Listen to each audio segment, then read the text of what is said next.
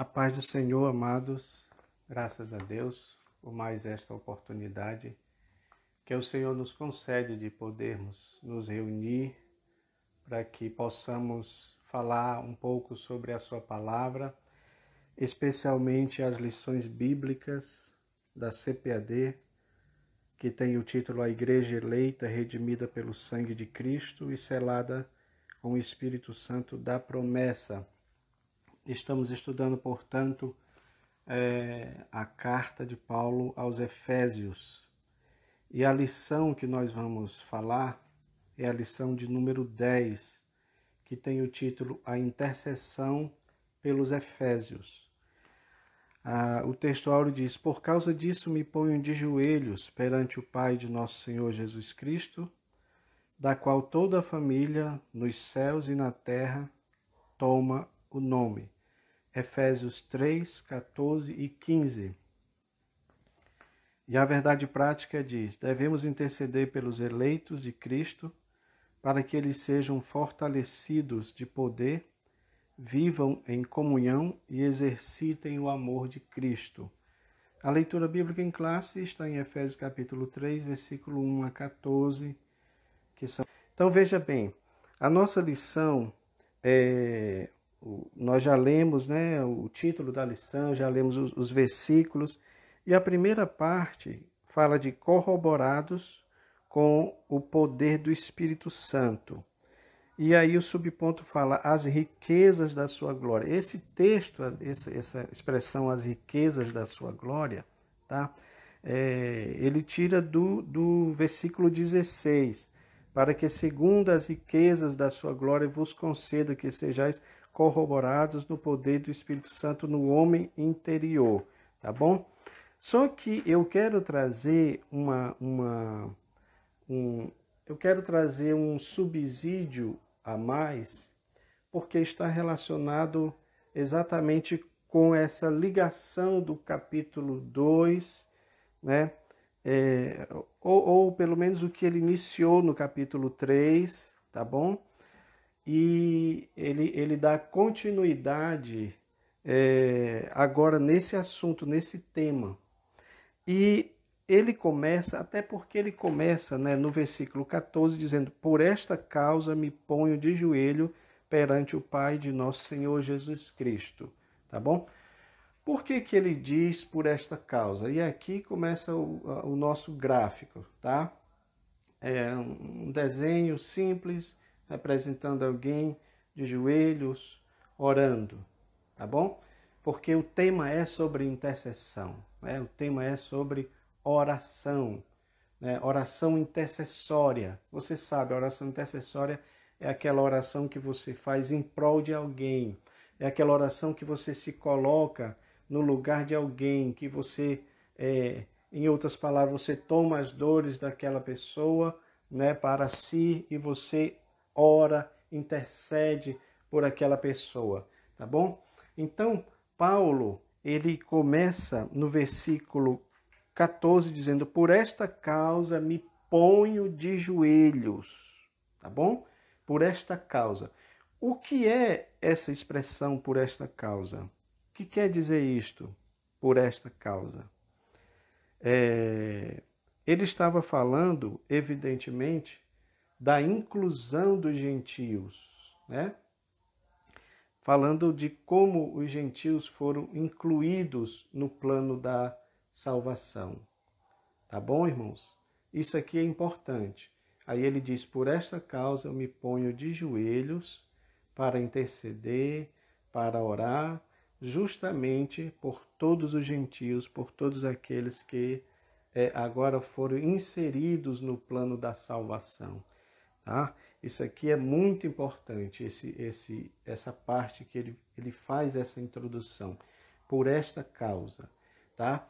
E aí é que eu faço uma provocação boa, num certo sentido, né? Eu pergunto para você o seguinte: por qual causa nós estamos orando pela igreja? Por qual causa nós podemos dizer que nos colocamos de joelhos pela igreja do Senhor? Eu vou falar daqui a pouco as causas que ele coloca, mas é importante nós sabermos para o dia de hoje. As lições que nós estamos aprendendo, elas são completamente práticas. Elas são para serem aplicadas no dia de hoje, tá? No tempo em que nós vivemos. Então você tem aqui, Paulo diz isso, por esta causa. Ele já tinha apresentado o plano de Deus para com os gentios, tá bom? De incluir eles no plano da salvação, para que eles também pudessem receber todas as riquezas, que é o que ele fala aqui. Amados, essa parte é importantíssima, porque diz respeito a mim, diz respeito a você. Estudamos isso na lição passada, quando a Bíblia diz que ele veio para o que era seu, mas os seus não receberam, mas a todos quanto receberam, deu-lhes o poder de serem chamados filhos de Deus. Ou seja, a rejeição do povo judeu em relação ao Messias abriu esse leque, abriu esta porta para que os gentios pudessem entrar no plano da salvação. Isso não quer dizer que eles não entrariam. Eu expliquei isso para os irmãos. Mas essa rejeição, digamos, acelerou este processo. Aí agora, a Bíblia diz claramente, a todos quanto recebeu, deu-lhes o poder de serem chamados filhos de Deus. Então foi aberto esse leque, tá bom? E aí é que me chama a atenção, porque eu quero dizer uma coisa aqui importante para nós refletirmos no dia de hoje, tá bom? Os judeus, eles tinham todo o seu sistema de crença, né, do próprio judaísmo, uma coisa bem organizada, digamos assim, dentro dos preceitos deles. E eles tinham as suas lideranças eclesiásticas, aqueles homens que estavam ali fazendo com que a religião deles pudesse acontecer. Só que esse ponto aqui, eu acredito que é assim de uma importância enorme para nós. Por quê? Porque quem é que estaria na liderança deste povo? Nós não vamos acreditar e nem vamos pregar que é alguém lá de Roma, que se diz vigário, filho de Deus. Na verdade, não é isso.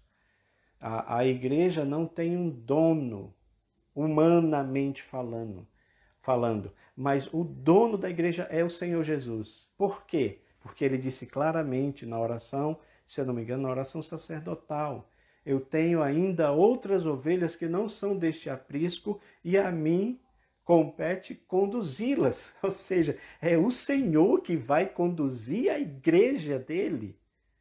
Não é nenhum líder humano. Eles podem até ser usados por Deus para conduzir, mas é ele que vai estar no comando, porque como estudamos na lição passada, a igreja é o seu corpo, formada por pessoas de toda raça, tribo, língua e nação, e Cristo é a cabeça da igreja, ou seja, ele é o comando da igreja.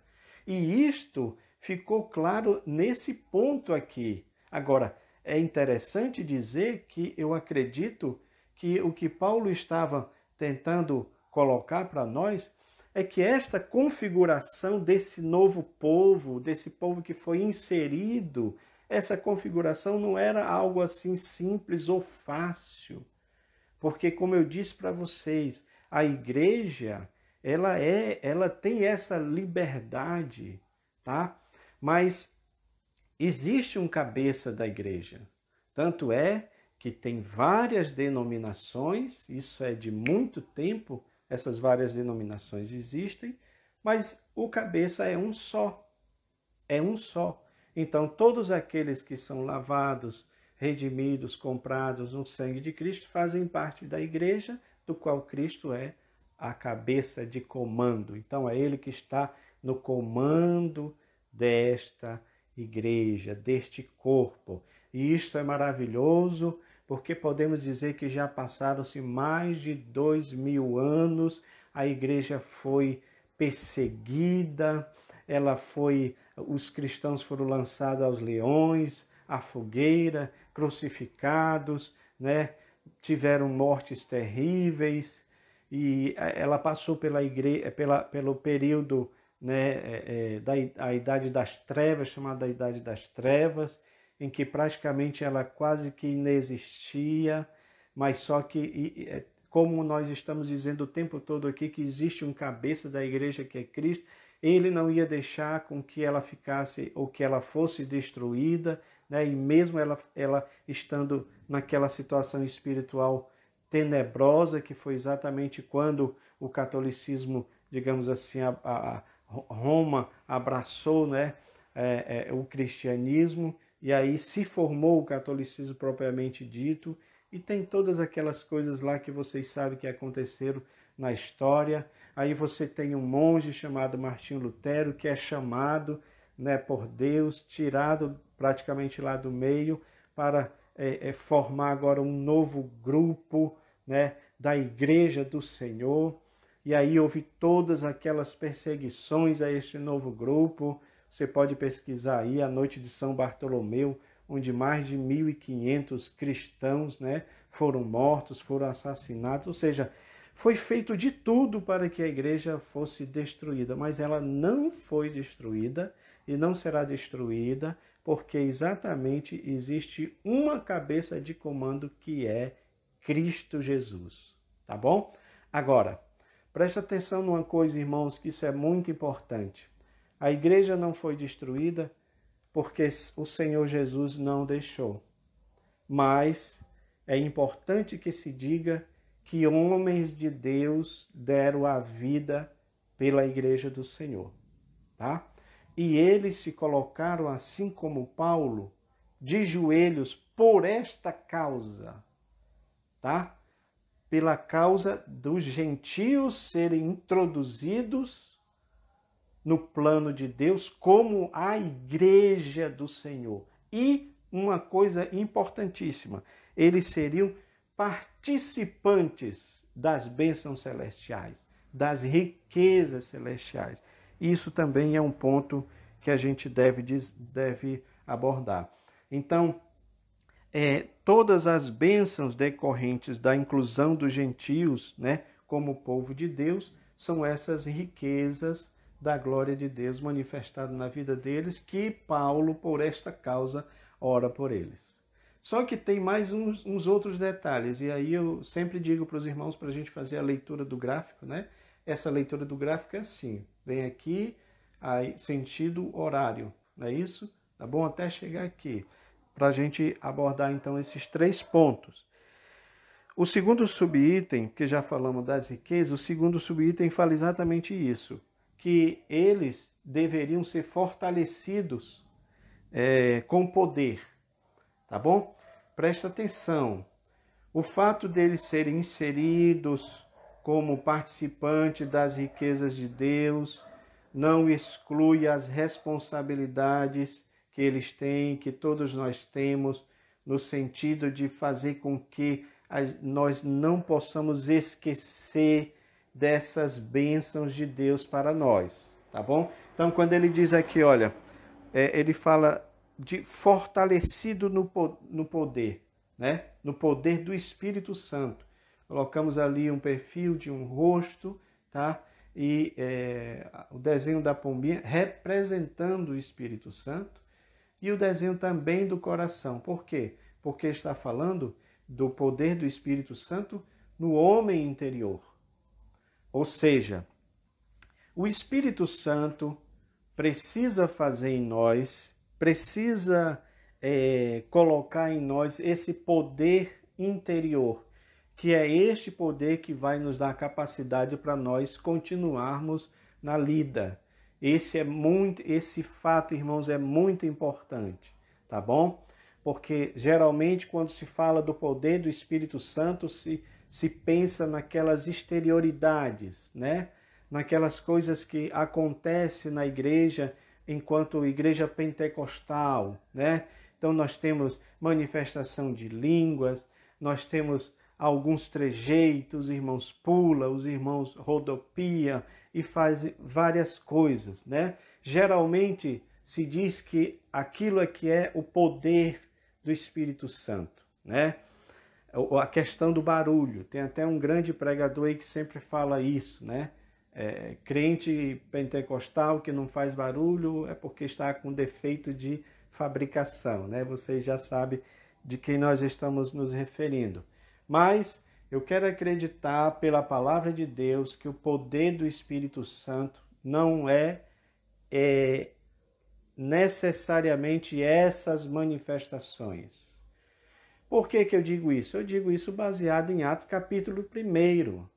Quando os discípulos quiseram saber de Jesus, quando é que o Senhor vai restaurar, devolver o reino para Israel, aí Jesus disse, olha, não se preocupem com isto, tá? Mas vocês receberão poder, né? Ali no original, dínamos, né? Aquela ideia de explosão, já falamos sobre isso também, né? Vocês receberão poder e vocês serão minhas testemunhas. Aonde? Jerusalém, Judéia, Samaria, confins da terra. Então, para que é o poder do Espírito Santo? Para que eu e você tenhamos capacidade de ser testemunhas de Jesus. Aleluia! É isto que nos dá capacidade. Não é só falar em línguas. Não é só ficar fazendo várias outras coisas aí que às vezes a gente vê as pessoas fazerem e na hora da luta mesmo não tem força. Já vimos isso, eu já vi casos assim, a pessoa desafiar o diabo, por exemplo, e quando alguém cair possesso lá, não conseguiu expulsar, ficou sem força, né? Então nós precisamos do poder do Espírito Santo em nós, e isso no nosso homem interior. Por que no meu homem interior? No meu ego. Tá bom, irmãos? Eu, quando não entendia isso, a gente faz aquela oração, né? Os irmãos, eu acho que devem ter ouvido aí, as pessoas diziam, tira o meu ego, Senhor, tira o meu ego. Na verdade, o seu ego é o seu eu interior. Então, se ele tirar, você morre, você deixa de existir. Não existe mais uma persona. Mas então o que acontece com o meu ego? O meu ego precisa ser submetido ao Espírito Santo de Deus. É diferente. Por isso que Paulo dizia, eu esmurro o meu próprio corpo e o reduzo à servidão. Ou seja, é o meu corpo, é a minha carne que vai me servir, não o contrário. Porque antes, quando nós não entendíamos isso, né, nós éramos escravos das obras da carne. Mas depois que o mais valente chegou, que é justamente Jesus, através do Espírito Santo, e expulsou, né, aquele que dominava a nossa carnalidade, então agora nós vivemos no poder do Espírito Santo de Deus. Tá, irmãos? Então isso é que a gente precisa colocar, tá?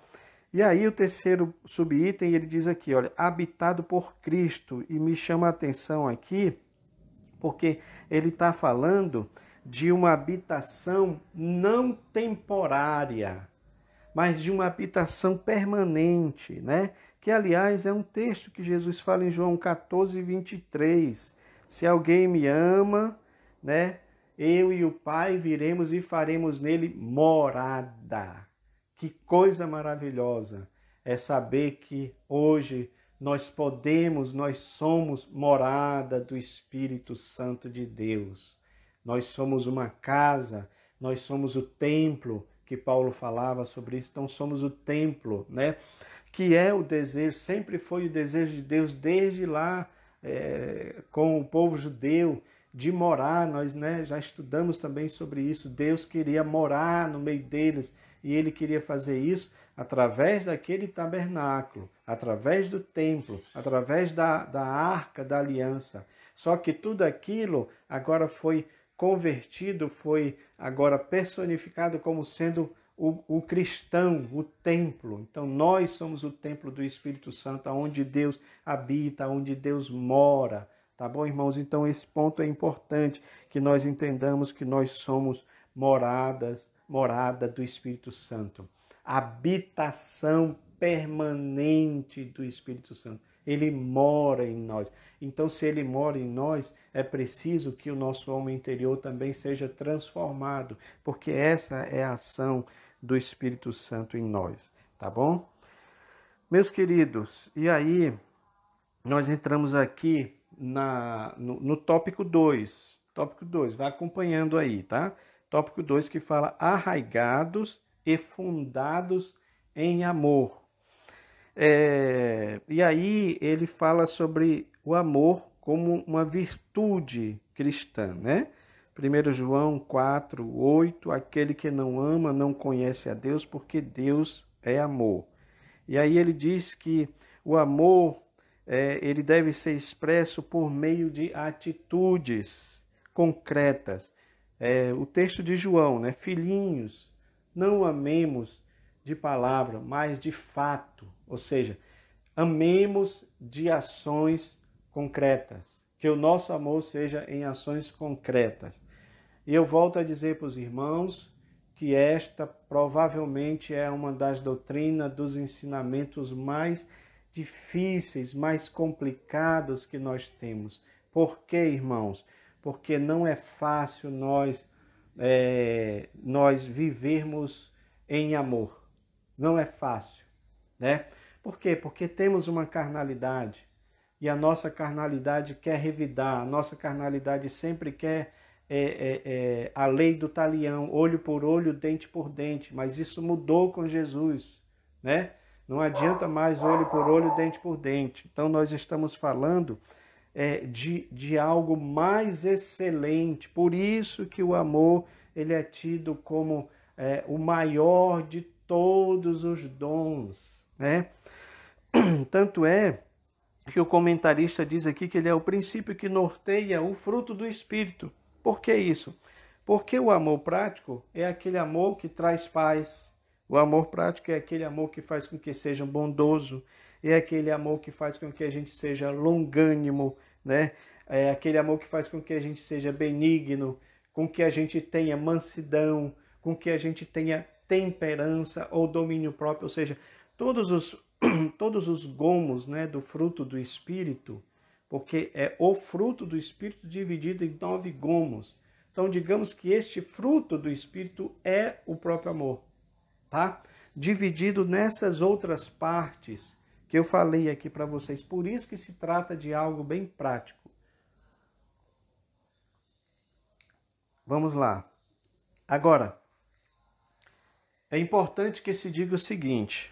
Eu falei aqui para vocês sobre essa questão do amor, né? Eu estou falando aqui de maneira rápida, porque, como eu disse para vocês, sobre o amor é algo muito profundo, né, irmãos? É muito sério. Por isso que eu acredito que Paulo ele se utiliza dessas outras duas metáforas, tá? Uma metáfora botânica ou agrícola e uma metáfora arquitetônica, que eu fiz aqui, uma casa, mas provavelmente alguns autores dizem que faz referência ao Templo de Jerusalém.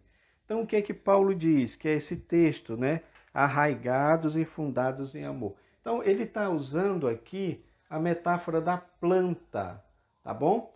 Eu fiz um vídeo rápido aí, eu peço aos irmãos que não viram, que possam ver, são 6 minutos para explicar isso, mas aqui a gente pode explicar com mais detalhe, né? Porque essa planta, ela precisa de uma raiz. Se ela não tiver raiz, ela não tem como se alimentar. Se ela não tiver raiz, ela não tem como se sustentar, tá? Então a raiz serve para isso, para sustentar, tá bom?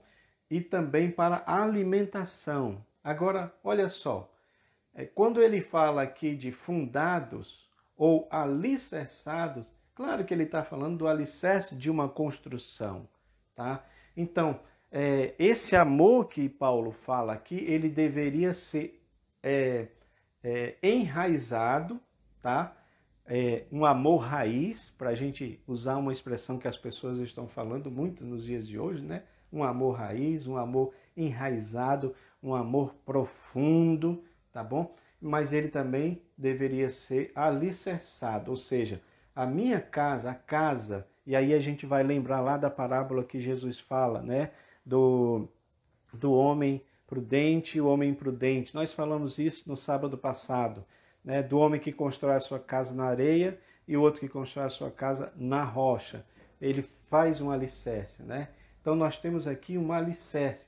O homem que faz a sua casa no alicerce, construindo a sua casa no alicerce, ele tem mais firmeza. Aliás, irmão, se nós pudermos comparar esses dois aqui, são duas figuras, duas metáforas diferentes, mas tem um sentido que é comum aos dois. Qual é? Está falando de profundidade. Se você ler o texto de Lucas sobre os dois alicerces, você vai ver lá que diz que ele cavou a terra para achar o alicerce, achar a pedra, né? O fundamento. Então, isso está falando de esforço que precisa ser feito. Mesma coisa em relação à raiz, ou seja, a questão de ser arraigados em Cristo, no amor, é algo que está falando da profundidade, tá bom? Do nosso relacionamento com Deus. Hoje nós vemos um tipo de relacionamento que as pessoas têm com Deus muito superficial, tá? Existe hoje muita superficialidade em relação a Deus, às pessoas e a Deus. Só que eu quero dizer para vocês, inclusive quando eu digo para vocês, eu estou dizendo para mim mesmo que eu preciso cada vez mais me aprofundar no meu relacionamento com Deus. Não existe relacionamento com Deus na superfície, irmãos. É preciso aprofundamento. Esse aprofundamento é no amor, né? Porque sendo o amor o maior de todos os dons, o dom sublime, então é necessário que a gente se aprofunde no amor. E que amor é esse? Amor de Deus. Isso é importante que a gente possa dizer aqui, porque é isso que vai nos dar força, por exemplo, para a gente perdoar quem nos ofende. Não é fácil, não é fácil. Mas eu quero dizer para você é que no amor ágape, no amor de Deus, nós podemos perdoar. Então é necessário que a gente peça a Deus que nós sejamos enraizados, alicerçados no amor de Deus, tá bom? Porque este amor de Deus, como diz a lição, ele possui uma intensidade muito grande. É esse enraizamento, é esse alicerce que vai fazer com que a gente tenha condições de perdoar, de conviver, de suportar um outro irmão, tá bom? E também de seguirmos na nossa vida cristã.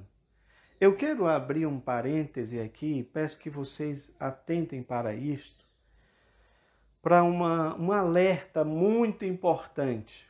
Eu acredito que quando Paulo fala essas palavras, ele não fala palavras jogadas ao vento. Ele não fala palavras apenas do entendimento dele. Acredito eu que o Espírito Santo colocou estas palavras em Paulo para falar, especialmente para a igreja dos cristãos de Éfeso. É para nós hoje? Sim. Mas, primeiramente, eu quero dizer para os cristãos de Éfeso. Por quê, irmãos? É por isso que eu disse para os irmãos, para nós nos cercarmos de outros documentos, outros textos bíblicos que falam da igreja de Éfeso, para nós entendermos o contexto. Então, exemplo, Paulo, ele pregou na igreja, passou muito tempo na igreja, depois ele sai nas suas viagens. Numa dessas ele passa por Éfeso, né? E ele chama os bispos para se despedir deles. Está lá em Atos 20. E aí eu trouxe até um texto aqui para esse texto de Atos 20, porque eu acho muito importante e serve para nós. Presta atenção. Eu estou falando da palavra de Paulo dizendo que eles tinham que ser enraizados no amor, alicerçados no amor. E por que que isto foi importante, essa palavra?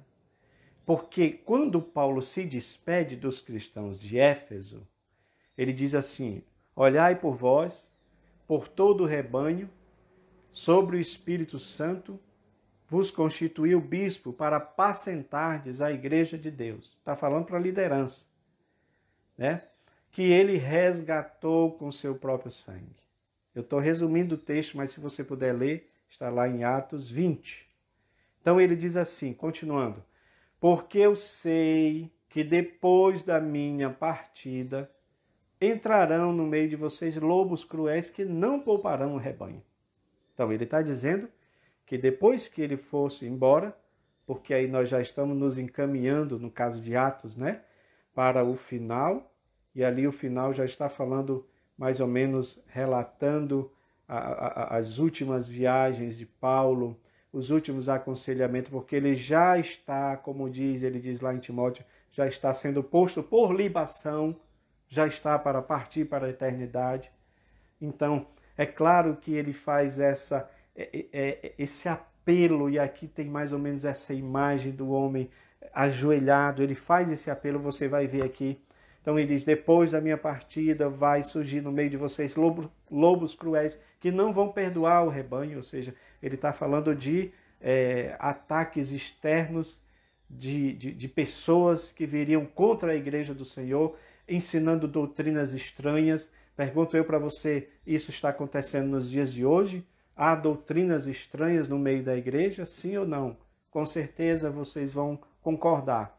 Mas ele diz uma coisa ainda mais impressionante. Olha só, irmãos, nós estamos falando da igreja que Paulo escreveu essa carta e que você vai ver Deus elogiando essa igreja, mas aguarde só um pouco. Então ele diz o seguinte: olha, além dos que vêm de fora contra vocês, haverá outros que dentro de vocês também vão se levantar. Homens se levantarão que falarão coisas perversas para atrair os discípulos após si.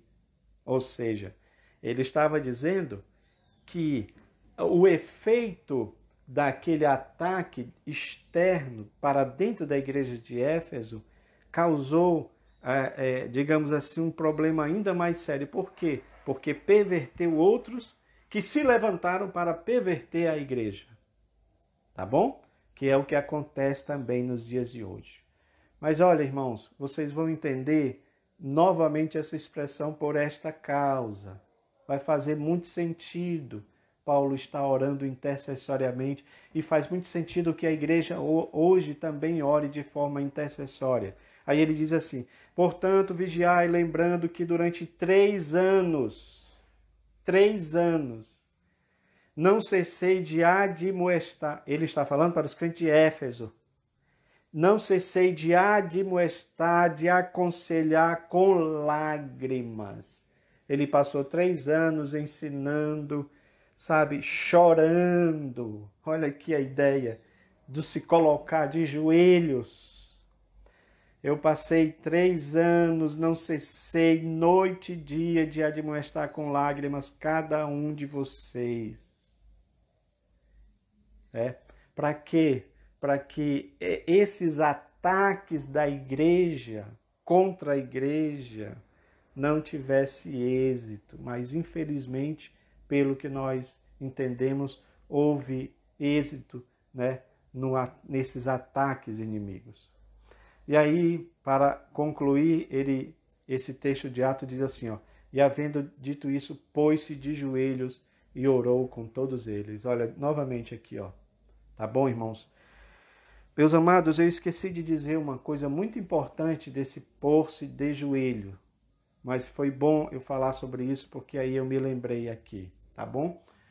Alguns estudiosos, você pode pesquisar aí, Enciclopédia de Champlin e outros comentários que falam do contexto histórico, né, do Antigo, do Novo Testamento, eles dizem que é costume dos judeus orar em pé, com as mãos, né, assim, para Deus. É isso? Tanto é que até hoje os judeus eles oram dessa forma, lá no Muro de Jerusalém, né? Então, se colocar de pé para orar a Deus era comum dos judeus, né? Mas você sabe de uma coisa? Quando Paulo diz, por esta causa eu me ajoelho, ele está falando de uma oração mais intensa. Ele está falando de uma oração, digamos assim, mais profunda pelo povo, pela igreja de Éfeso. É o que aconteceu aqui na despedida dele. A prova disso é que quando ele terminou de orar, aqueles bispos, né, abraçaram ele no pescoço, triste, entristecido pela partida deles, principalmente porque ele disse que vocês não vão mais ver o meu rosto, tá bom? E isso aí me chama a atenção para um outro texto dele, eu não sei qual das cartas, eu não lembro bem, mas eu lembro que tem um texto assim que ele fala algo mais ou menos parecido. Olha, vocês têm que ser fiéis, não só quando eu estiver aqui, mas quando eu estiver longe. Ou seja, sejam fiéis em todo tempo, né? E parece que não havia ainda essa firmeza, apesar de tudo isso que ele está dizendo. Você vê, olha, tudo que nós estamos estudando aqui, irmãos, é isso que ele falou há 3 anos, porque ele escreveu essa carta, mas com certeza ele falava esses assuntos lá. Ele dizia isso. 3 anos eu não cessei de admoestar, de ensinar com lágrimas cada um de vocês. Eu quero dizer para vocês que isto serve para nós hoje. Agora presta atenção, eu estou no ponto 2, falando sobre isto aqui, ser arraigados, ser alicerçados, ser enraizados no amor de Deus. Porque a igreja de Éfeso recebeu todo esse ensinamento, mas ainda assim ela esqueceu o primeiro amor. Está lá no Apocalipse, capítulo 2, quando Deus fala claramente, lembra-te, aliás, o versículo 1, né? Tenho contra ti que deixaste o teu primeiro amor. Ou seja, o que era esta igreja? Antes ele vai dizendo que era uma igreja laboriosa, uma igreja trabalhadora, uma igreja que não poupava esforços, né? E isso aí é um alerta para nós, para mim, que estou aqui tentando fazer alguma coisa pela igreja do Senhor, mas a minha motivação precisa ser a correta. Porque tem muita gente fazendo a obra do Senhor, mas a motivação não é a correta. Ora, Deus faz elogios tremendos para os cristãos de Éfeso, mas diz claramente, você abandonou o seu primeiro amor. Será que é possível, irmãos, você fazer tantas coisas para o reino de Deus, mas esquecer do primeiro amor? O que é o primeiro amor? É esse amor meu para com Deus. É o amor que norteia a minha comunhão com Deus. É este amor que está enraizado, é este amor que está, sabe, alicerçado. Precisa ser desta forma, senão nós vamos ser religiosos, vamos fazer muita coisa, vamos, sabe, fazer muitas obras, mas no final não vai dar em nada. Eu não sei se vocês se lembram de um texto que tem no livro O Plano Divino através dos Séculos. Se você puder ver, leia um testemunho lá que o autor fala sobre isso, de um evangelista que pregava, que, sabe, fazia muitas obras, e um dia ele chega cansado, e ele então cai ali na sua cama e dorme. E ele começa a sonhar, ele sonha que entra na sua casa um personagem como se fosse uma pessoa que trabalha com química, né? com laboratório, né? Então ele está lá todo paramentado, ele está lá medindo, fazendo algumas coisas, e quando ele chega com ele, aí ele pergunta para aquele personagem, olha, ele pergunta para aquele pastor, para aquele evangelista, eu quero o seu zelo. Então ele entende, aquele evangelista, que o zelo é alguma coisa física. Ele pega, isso no sonho, claro, ele pega, mete a mão, né, na sua camisa, tira o zelo e dá para aquele personagem. Aquele personagem, então, pesa aquele zelo, coloca lá numa balança, pesa o zelo e diz para ele, o seu zelo pesou 100 quilos. É claro que aquele homem ficou feliz, né, em pensar, o meu zelo, o trabalho que eu faço para o Senhor, está bem, eu estou pesando bem, tá bem pesado o trabalho que eu estou fazendo. Só que aquele personagem pegou novamente aquele zelo, quebrou em pedaços, colocou lá no cadinho, né, aquele chão, quebrou em pedaços e depois colocou na balança e foi pesando parte por parte. E depois que ele pesa e vai fazendo umas anotações e aquele evangelista nota que o semblante daquele homem, daquele personagem, que era um anjo, com certeza, estava aflito, né? Então, ele vai e faz aquelas anotações ali e dá o papel para o homem e diz assim, que o Senhor tenha misericórdia de você. Então, ele vai e pega o papel. Quando ele olha no papel, aí ele vê 100 quilos, né? O zelo dele pesava 100 quilos. Mas aí, depois estava tudo discriminado. Por exemplo, ele tinha 50 quilos de amor aos elogios, né?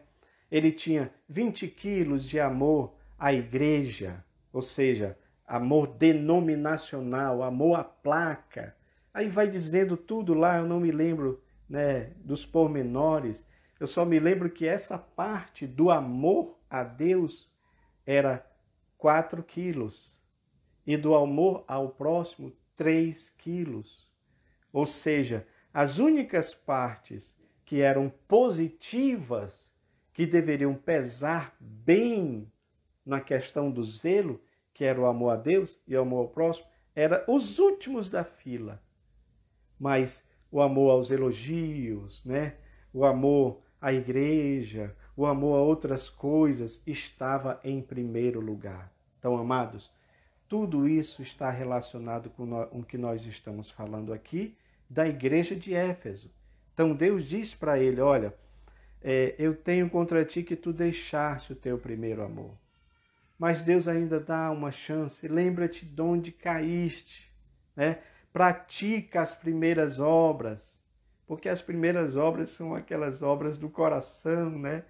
Aquelas obras, digamos assim, do novo convertido, que não se importa com o que vão falar, né? Porque ele está tão cheio do Espírito Santo de Deus, né? Que ele não se importa com o que as pessoas falem, mas ele vai fazendo a obra de Deus, né? Mesmo às vezes não fazendo de uma maneira assim que as pessoas podem olhar, puxa, como ele canta bem, ou como ele não canta bem, como ele não sabe falar direito, mas a pessoa faz de coração, você entende? Deus recebe estas obras, porque está fazendo de coração, está fazendo como para o Senhor, conforme diz a palavra de Deus. Deus recebe isto. Então, quem sabe, irmãos, aqui fica uma parte prática, porque eu tenho dito que essas lições precisam ser práticas para nós.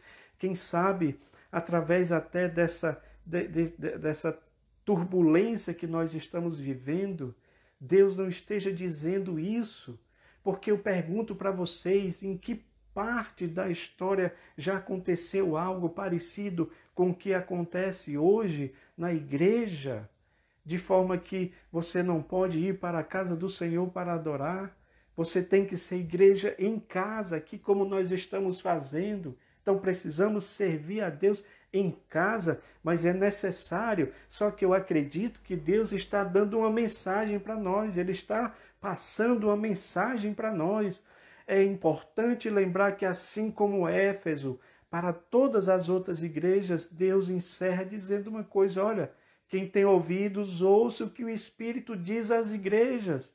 Meu irmão, será que o Espírito Santo não está dizendo alguma coisa para nós? Será que ele não está dizendo, olha, é hora de voltar ao primeiro amor, é hora de fazer as primeiras obras, é hora de deixar a religiosidade, de deixar a competição, de deixar a parte, digamos assim, a parte logística, digamos assim, da igreja. Eu não estou dizendo que não deva fazer, não entenda dessa forma. Eu só estou dizendo que às vezes se apega tanto a essas outras partes, que se esquece da parte espiritual, da nossa comunhão com Deus, porque a bem da verdade, irmão, você pode construir o maior templo, o mais bonito, como foi feito lá, uma réplica do Templo de Salomão aqui no Brasil, você sabe, mas na vinda de Jesus não vai servir de nada isso, vai ficar tudo aí, vai ser tudo destruído. O que é que vai servir? É este templo, é o templo espiritual, aleluia, que é a minha vida, que é a tua vida, que é a nossa vida, né? Ele está dizendo que nós temos que ter o poder do Espírito no homem interior para nos mudar, para nos moldar, mas devemos ser enraizados, alicerçados no amor de Deus. Para quê? Qual o objetivo? Para que nós possamos saber qual é a altura, a largura e a profundidade do amor de Deus. Eu fiz aqui essa ideia do cubo porque alguns autores dizem que novamente Paulo estaria fazendo, irmãos, referência, e aí eu quero que você lembre da aula passada que nós tivemos, quando eu disse para vocês que tanto a Nova Jerusalém quanto o Santíssimo Lugar, o Santo dos Santos, eles têm medidas iguais, né? Eles têm o formato de um cubo. Então nós temos aqui a demonstração do que é o amor de Deus, né? Então está falando de perfeição, porque se todas as medidas, altura, largura e profundidade são iguais, então essas medidas iguais está falando da perfeição, porque o amor de Deus é um amor perfeito. E nós não podemos esquecer disso. Se nós formos arraigados, se nós formos alicerçados, fundamentados, né, no amor, nós vamos entender o que significa essa altura, essa largura e essa profundidade. O amor de Deus é alto, ou seja, mais alto do que o amor que nós temos um pelo outro. Ele é altíssimo, ele é elevado, ele é largo. Em que sentido? Olha como é interessante aqui, né? Ele é alto por causa da elevação dele, ele é sublime, ele é excelente, e é este amor que nós buscamos para a nossa vida. Ele é largo. Em que sentido ele é largo? Nesta horizontal, porque a ideia é que, sendo ele alto, elevado, e se ele for derramado em nós, se ele for arraigado, se ele for enraizado, alicerçado, nós temos essa horizontalidade do amor de Deus. Ou seja, aí nós vamos entender que o amor dele abrangeu a todos. A todos. O amor dele foi a todas as pessoas. Isso é maravilhoso, né? E além de tudo, o amor dele é profundo.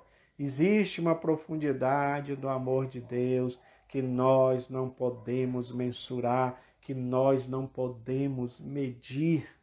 Nesses tempos tão difíceis, é importante que a gente entenda o amor de Deus por nós, tá bom, irmãos? Porque aí nós vamos então para esse terceiro ponto, né? Esse terceiro ponto, que é a bênção de Deus. Se eu entendo o amor de Deus, a altura, a largura e a profundidade do amor de Deus, então eu vou entender a bênção de Deus. Olha, a bênção, terceiro ponto para a gente encerrar, tá bom? A bênção de Deus que excede todo pensamento humano. Então ele fala sobre isso, ó, a dimensão das bênçãos divinas, né? Que ele diz aqui, ao concluir a ousada oração, Paulo lembra que a magnitude do poder de Deus é capaz de fazer, novamente aqui, olha, o amor de Deus é capaz de fazer coisas além do que nós pedimos, tá? Do que nós falamos, pedimos, e além do que nós pensamos, tá? O que nós pensamos é aquilo que nós desejamos, né? É aquilo que está no nosso homem interior. São as nossas vontades, são os nossos desejos. Por isso que eu coloquei aqui vontade, pensamento humano e vontade e pensamento divino. tá? Então, nós temos os nossos próprios pensamentos e alguns dizem que nós falamos aquilo que nós pensamos, né? Nós verbalizamos aquilo que nós pensamos. Então, em relação aos nossos desejos, nós verbalizamos, porque antes nós pensamos sobre eles. Então, pensando sobre ele, nós verbalizamos. Às vezes em oração, falamos para Deus, pedimos para Deus em oração, tá? Mas o que eu quero dizer para os irmãos, e que isso fique bem claro na nossa mente, para a gente encerrar, irmãos, é que o que nós pedimos e o que nós pensamos, nem sempre, guarde isso, você sabe, mas é só para lembrar, nem sempre faz parte da vontade e do pensamento divino. Então, muitas vezes uma coisa que eu quero, uma coisa que eu desejo, não é a vontade de Deus, tá? Mas é a minha vontade, é o meu pensamento, é o que eu quero. Eu pergunto para você, se nós entregamos a nossa vida ao Senhor, se nós temos esse aprofundamento, enraizamento, digamos assim, nós somos enraizados no amor, alicerçados, né, no amor, significa dizer que nós temos comunhão com o Senhor. Então isso mostra para nós que precisamos, irmãos, e aqui fica a lição que eu estou tomando para mim e eu quero transmitir para vocês, que haja um alinhamento entre o meu pensamento, a minha vontade e a vontade de Deus. Não que eu queira fazer a minha vontade, mas que todos nós possamos buscar este poder de Deus, esta força, este amor, que faz com que tudo que nós pedimos e pensamos seja alinhado à vontade de Deus. E aí eu quero dizer para você o seguinte: se o que você pensa, se o que você deseja, se o teu pensamento, se aquilo que você mais quer dentro de você estiver alinhado com a vontade de Deus, aí vai se cumprir aquilo que Jesus falou. Tudo o que pedirdes em meu nome, eu farei. Amados, isso é maravilhoso, porque não há nada que a gente não peça. Veja que o que Jesus falou é muito ousado, né?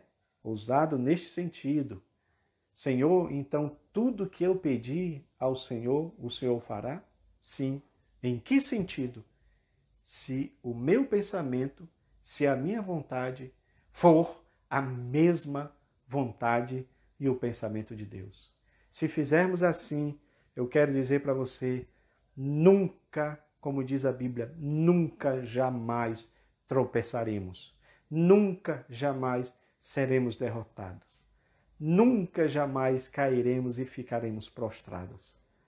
Porque Deus é que é o nosso sustento, Deus é que é o nosso socorro, e aí, olha, tudo vai dar certo. Porque este amor de Deus, ele excede, é o que diz a lição aqui, né? Este amor de Deus, esse poder de Deus, excede de maneira que eu acho muito lindo esse texto que ele fala aqui, né? O texto de Paulo, que ele diz, Paulo declara que coisas que sequer subiram ao coração do homem são as que ele preparou para o que o amam. Está lá em 1 Coríntios 2:9, né? Coisas que o olho não viu, coisas que o ouvido não ouviu e que não subiram ao coração são aquelas coisas que Deus preparou para aqueles que o amam. Você já imaginou isso? Já parou para pensar? Presta atenção, quem trabalha com desenho, com artes, precisa ter uma coisa chamada memória fotográfica, né? A gente olha para uma coisa e a gente memoriza e aí a gente desenha, tá? Eu desenhei esse olho aqui porque eu vi um olho real, memorizei e eu então desenhei. A mesma coisa aconteceu com o restante aqui, tá? Agora imagina o que Paulo está dizendo nesse texto. Coisas que o olho não viu. Eu nunca vi a cidade santa. Eu nunca vi as mansões celestiais. Mas se eu pudesse ver, eu ainda diria que os meus olhos, não conseguiria retratar aquilo que Deus estaria me mostrando. Até mesmo as palavras que eu pudesse vir a ouvir, eu não saberia transcrevê-la. Por isso que Paulo, olha como a palavra de Deus se combina, né? Por isso que Paulo ele diz também em Coríntios que ele foi arrebatado ao terceiro céu, ao paraíso, e ouviu palavras inefáveis que não é lícito ao homem referir. São palavras tão maravilhosas que nem era para o homem falar nada, e ele não escreve nada do que ele vê, né? E são justamente essas coisas que não subiram ao coração. Ou seja, coração aqui como mente. Eu posso olhar uma coisa, memorizar e desenhar, mas eu não conseguiria desenhar as bênçãos do porvir, as bênçãos da Canaã celestial, da Jerusalém eterna. Eu não conseguiria desenhar porque a minha mente é finita em relação a isso. Mas são essas coisas que Deus fez para nós. Coisas que nós não podemos imaginar. Aí eu pergunto para vocês, vale a pena, irmãos, nós sermos fiéis? Vale a pena nós prosseguirmos? Vale a pena nós enfrentarmos todo tipo de tribulação para alcançarmos uma coroa de glória? Porque é por isto, novamente aqui, olha, é por esta causa que Paulo se coloca de joelho. É por isso que, nesse sentido, nós também devemos estimular uns aos outros, né? Com a palavra de Deus e também com as orações. Eu estava olhando a última oração do filme Quarto de Guerra. Eu até postei aí, queria que os irmãos vissem, né? Postei no grupo EBD, EBD em Ação, e me chamou muita atenção a oração daquela irmã. Quer dizer, é um filme sobre oração, Quarto de Guerra, mas a oração que ela faz no final é uma oração comovente. É aquela oração que a pessoa faz de joelho, sabe? E o que me chama a atenção é que a oração dela é intercessória, porque aquela irmãzinha lá, guerreira de oração, ela se coloca para orar por uma outra mulher que estava com problema, vocês sabem disso, né? E aí, quando o problema é resolvido, então ela faz a oração para que Deus levante outros guerreiros de oração. Ela diz, os guerreiros que vão lutar de joelhos. Porque a verdade é que a igreja do Senhor, ela anda de joelhos.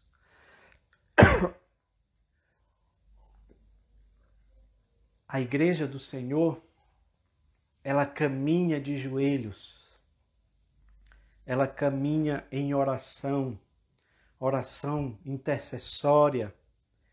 Nós precisamos fazer isto nesses tempos em que nós vivemos. Orar pelo nosso país, orar pela nossa nação, orar pelo presidente da República, orar por todos os governantes, orar pelas lideranças evangélicas, porque esse tempo que nós estamos vivendo agora é difícil, irmãos.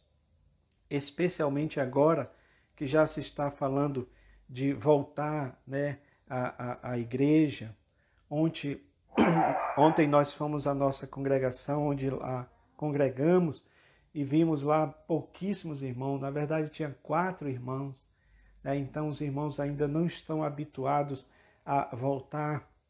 E como era culto de oração e doutrina, nós levantamos um clamor neste sentido. Senhor, levanta a tua igreja, desperta a tua igreja, desperta aqueles que estão talvez desanimados, sem ânimo para voltar à casa do Senhor. Né? Então nós precisamos, irmãos, fazer isto. E para encerrar, só para encerrar mesmo esse último versículo de Paulo, que ele fala sobre um convite para a adoração, que na verdade é uma doxologia, né? Então ele está falando de uma adoração. E ele diz aqui, olha, a igreja nunca terá glória em si mesma, pois toda a glória é exclusivamente tributada por Deus, por intermédio da obra de Cristo.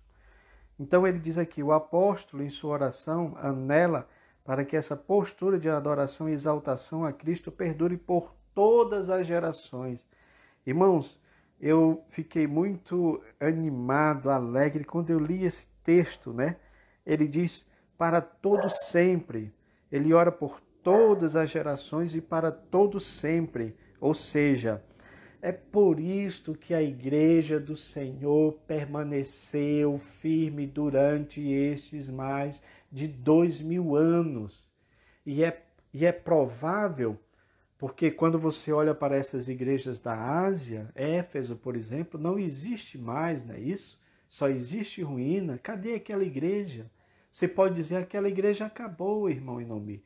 Mas a verdade é que aquela igreja continua nos dias de hoje, porque aquela igreja faz parte do corpo de Cristo e o templo físico, a construção física, ela pode ser destruída, ela pode acabar, como estão fazendo atualmente, né, algumas autoridades chinesas em relação a templos cristãos, estão fazendo isso na África também, em vários outros lugares estão destruindo igrejas evangélicas, mas está falando do templo físico, porque este templo espiritual, por esta palavra aqui que Deus usa, Paulo, para dizer que esta exaltação a Cristo perdure por todas as gerações, por todas as eras, por todos os tempos. É por isso que nós estamos aqui